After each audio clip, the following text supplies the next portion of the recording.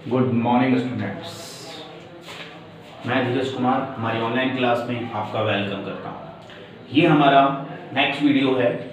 इस वीडियो में हम डिस्कस कर रहे हैं एक्टिविटी रेशियो का लास्ट वाला जो फॉर्मूला है उसके बारे में। इसके बाद हमारा एक्टिविटी रेशियो कंप्लीट हो जाएगा।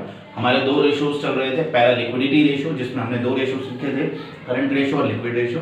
देन हमने सेकंड सीखा था एक्टिविटी रेशियो, उसमें हमने stock turnover ratio, stock velocity, debtor turnover ratio, debtor velocity, creditor turnover ratio और क्रेडिटर वेलोसिटी के बारे में डिस्कस किया था।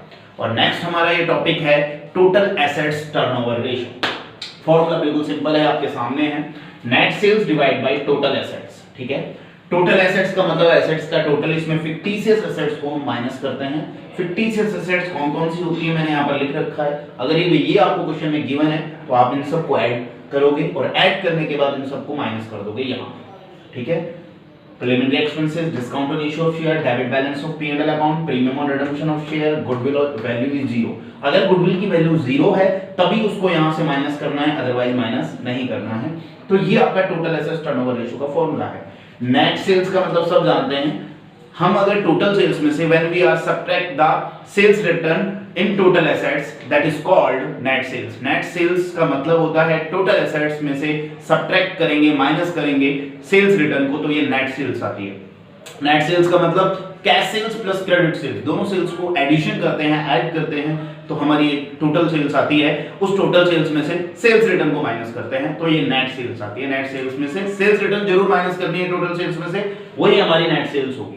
ठीक है, कभी कभी क्वेश्चन में नेट सेल्स निकालना पॉसिबल नहीं होता है सूचना के अभाव में, तो यहाँ सीओजीएस काम में लिया जा सकता है। ठीक है, when we are not find out the value of net sales, then we will be utilize the COGS. Okay, ठीक है, absence of net sales we are utilize COGS. Thank you so much. ये note down करें आप सभी। Hello students, अब हम discuss कर रहे हैं इसका एक इलस्ट्रेशन, एक क्वेश्चन के थ्रू हम इसको समझेंगे। Total assets, calculate total assets turnover ratio. Total assets turnover ratio का हमने सबसे पहले फॉर्मूला यहाँ पर पुट किया। ठीक है, यहाँ से क्वेश्चन स्टार्ट है।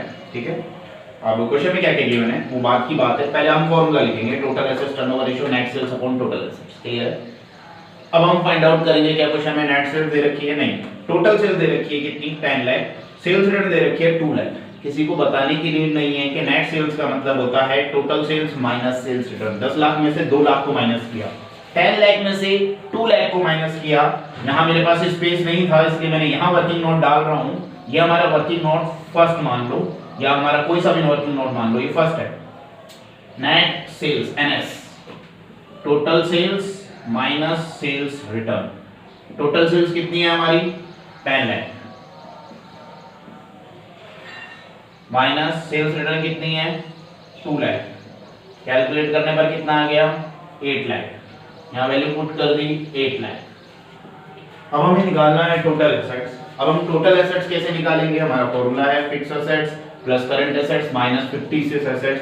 टोटल एसेट्स यहाँ पर कितनी क्वेश्चन में, देखो कभी कभी क्वेश्चन में ही टोटल एसेट्स गिवन होती है, तो हमने लिख दिया देखो टोटल एसेट्स कितनी गिवन है, 5 लाख। तो आप तो कहोगे सर टोटल एसेट्स गिवन है, यहाँ लिख दो। बेटा ये टोटल एसेट्स 5 लाख गिवन है, लेकिन इसमें प्रीलिमिनरी एक्सपेंसेस भी तो दे रखा है 1 लाख का, तो माइनस कर देंगे फिक्टिशियस एसेट्स में प्रीलिमिनरी एक्सपेंसेस 1 लाख, या आया 4 लाख। ठीक है, आप बोलोगे सर गुडविल भी तो माइनस करो, आपने गुडविल भी लिख रखा है, क्या इस गुडविल के आगे नीचे पीछे कहीं भी ये लिख रहा है कि गुडविल वैल्यू इज 0? अगर ये लाइन नहीं लिख रही है तो फिर यहां पर इसको फिक्टिशियस एसेट्स नहीं मानेंगे। फिक्टिशियस एसेट्स तभी मानेंगे गुडविल को जब इसमें लिख रहा होगा कहीं ना कहीं कि गुडविल वैल्यू इज 0। तो नहीं लिख रहा है तो इसको नहीं मानेंगे। तो यहां पर आ गया कितना, 4 लाख। सॉल्यूशन कर दिया, 2 टाइम्स हमारा ये आंसर। बस ये इतना सा ही था, इसमें कुछ ज्यादा है नहीं, आप इसको सबको देख लें। एक बार मैं रिपीट कर देता हूँ। टोटल एसेट्स टर्नओवर रेशियो में नेट सेल्स निकाला, वर्किंग नोट फर्स्ट से, फिर वर्किंग नोट सेकंड से मैंने ये निकाला है यहाँ पर। ठीक है, यहाँ इसका कोई रोल नहीं है। ठीक है ना, ये सिर्फ शो कर रहा है फिक्टिशियस एसेट्स ये होती है, तो ये फिक्टिशियस एसेट्स थी। टोटल एसेट्स 5 लाख थी, उसमें से फिक्टिशियस एसेट्स 1 लाख माइनस किया और इसको कंप्लीट किया।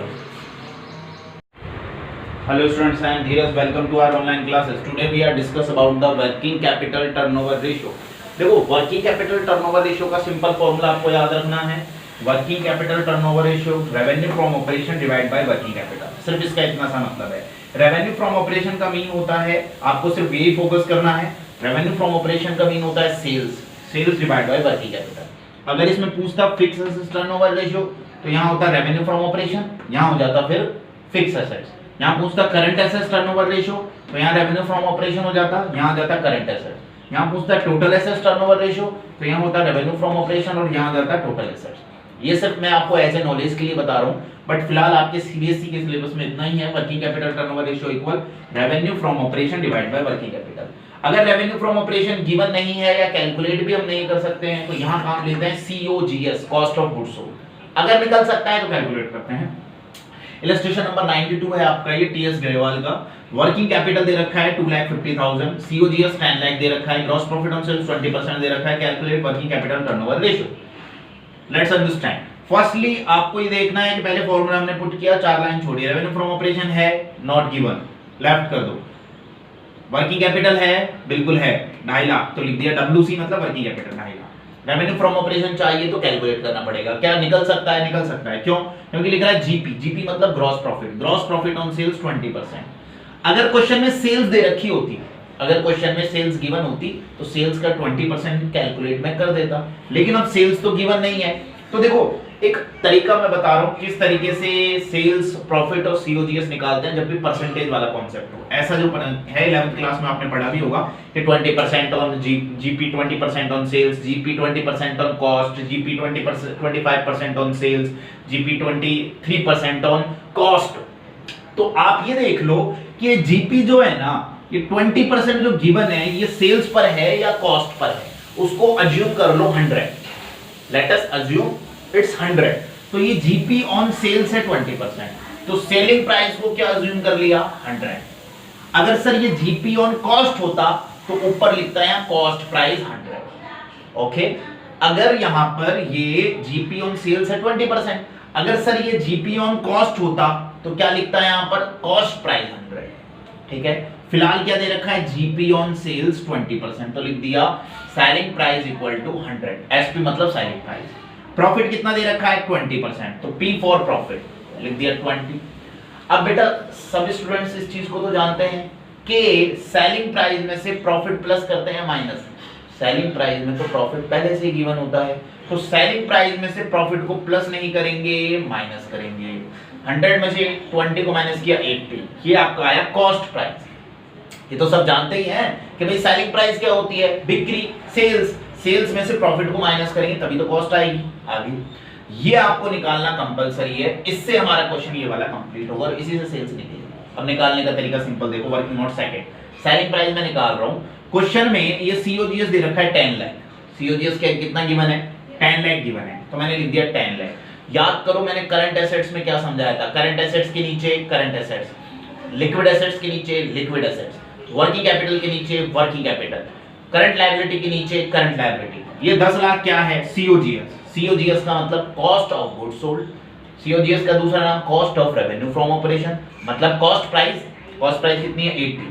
तो 10 लाख के नीचे COGS के नीचे कॉस्ट प्राइस के नीचे कॉस्ट प्राइस। हमको क्या कैलकुलेट करना है? SP सेलिंग प्राइस कितनी है? 100। हमें सेलिंग प्राइस ही तो चाहिए, रेवेन्यू फ्रॉम ऑपरेशन मतलब सेलिंग प्राइस। इसका सॉल्यूशन कर लेना, ठीक है।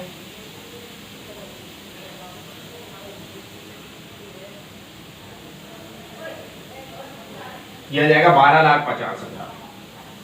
ठीक है, तो यहाँ वैल्यू पुट कर दी 12,50,000, सॉल्यूशन कर दिया, आंसर आ गया 5 टाइम्स। ये आपका क्वेश्चन कंप्लीट हो गया students. Thank you so much. Let's see, additional question है आपका ये मैं आपको इसलिए बता रहा हूं ताकि आपको मैं ये समझा सकूं कि ये कॉन्सेप्ट क्या है। मैंने इस कॉन्सेप्ट को एक्सप्लेन करने के लिए क्वेश्चन लिया। कॉन्सेप्ट सिंपल है, वर्किंग कैपिटल 2,50,000, सेल्स है 12 लाख, GP ऑन कॉस्ट है 20%, calculate working capital turnover ratio. Calculate करा वर्किंग कैपिटल टर्नओवर रेशियो का formula revenue from operation divide by working capital. Working capital कितनी है क्वेश्चन में? 2,50,000। ठीक है, okay students. Revenue from operation तो वैसे गिवन है 12 लाख, मैं यहाँ वैल्यू पुट कर देता हूँ। ठीक है, इसका सॉल्यूशन करोगे तो आपका आंसर आ जाएगा। बट मैं आपको इसको इस तरीके से एक बार कैलकुलेट करके बता रहा हूं। सर इसकी नीड क्या है? बेटा इसकी कोई नीड नहीं है, सिर्फ पुराने वाले कॉन्सेप्ट से इसको अटैच करके मैं आपको ये बताना चाहता हूं कि किस तरीके से चीजें आपको समझनी है। अजम्पशन करो इसमें आपको कॉस्ट कैलकुलेट करनी है। क्या कैलकुलेट करनी है? कॉस्ट। जीपी ऑन कॉस्ट दे रखा है 20%। अगर कॉस्ट दे रखी होती तो कॉस्ट का 20% निकाल देता, मैं डायरेक्टली कॉस्ट का कितना परसेंट निकाल देता? 20%। But cost is not given, तो अज्यूम करेंगे हम। अज्यूम ऐसे करते हैं हम क्या करेंगे? अज्यूम कैसे करते हैं हम? ऐसे। हम क्या अज्यूम करेंगे? फर्स्ट में हम अज्यूम करेंगे जीपी ऑन कॉस्ट है, तो कॉस्ट प्राइस को 100 मानेंगे। किसको 100 मानेंगे? कॉस्ट प्राइस को। अगर ये जीपी ऑन कॉस्ट ना होता, जीपी ऑन सेल होता, तो सेलिंग प्राइस को 100 मानते। अब क्या करना है? सीपी को मान लिया 100। क्यों? क्योंकि जीपी ऑन कॉस्ट है, ठीक है।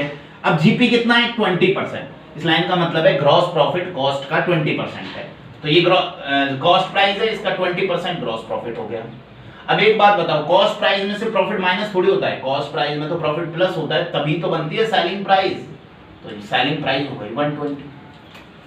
ठीक है स्टूडेंट्स। अगर क्वेश्चन में मान लो आपको सीपी निकालना है, क्या निकालनी है? सीपी। सीपी मतलब कॉस्ट प्राइस।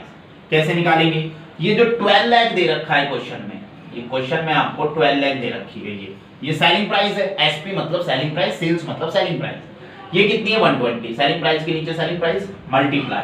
हमें क्या चाहिए? सीपी। सीपी कितना है हमारा? 100 मल्टीप्लाई 100, मतलब सेलिंग प्राइस के नीचे सेलिंग प्राइस, जो हमें कैलकुलेट करना है उससे कर दो मल्टीप्लाई। ये आ गया 10 लाख। ठीक है स्टूडेंट्स। मान लो आपको क्वेश्चन में निकालना है जीपी, ग्रॉस प्रॉफिट, ठीक है, तो आराम से निकाल देंगे। ये जो 12 लाख गिवन है, ये क्या है? Selling price. सेलिंग प्राइस के नीचे सेलिंग प्राइस। हमें क्या चाहिए? जीपी। जीपी कितना है? 20। 20 तो 20 से मल्टीप्लाई कर दो, ठीक है, ये आ गया 2 लाख। सर इनकी नीड तो है ही नहीं। बिल्कुल बेटा इनकी नीड नहीं है, I know very well, but मैं आपको सिर्फ इलस्ट्रेशन को एक्सप्लेन कर रहा हूं कि इस तरीके से ये चीजें कैलकुलेट होंगी। ठीक है, इसको एक बार कट कर लेते हैं, सॉल्यूशन तो कर ही देते हैं इसका। अब आ गए हैं तो यहाँ पर 4 × 100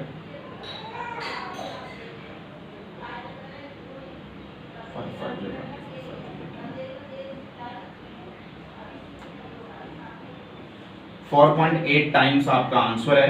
ठीक है, और ये आपका एक एडिशनल क्वेश्चन कंप्लीट होता है यहाँ पर।